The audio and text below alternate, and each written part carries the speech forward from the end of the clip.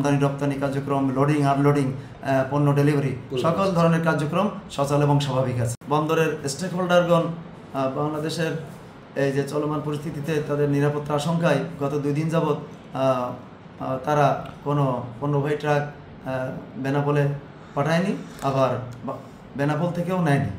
এই বিষয়টা আমরা সংশ্লিষ্টদের সাথে আলাপ আলোচনা করেছি। অনুকূল পরিবেশ নিশ্চিত হয়ে আমরা ভারতীয় স্টেক হোল্ডার এবং পেট্রোপোল ম্যানেজার সহ সংশ্লিষ্টদের সাথে আলোচনা করেছি এবং তাদেরকে নিশ্চিত করেছি আমাদের বন্দরের অনুকূল পরিবেশ এবং নিরাপত্তার বিষয়ে তারা নিশ্চিত হয়ে আজ সকাল 8:30 থেকেই আমদানি রপ্তানি কার্যক্রম তারা চালু রেখেছে এবং আমাদের বেনাপোল বন্দর কর্তৃপক্ষ সহ সংশ্লিষ্ট সবাই আমরা আমাদের কার্যক্রম সচল স্বাভাবিক রেখেছি।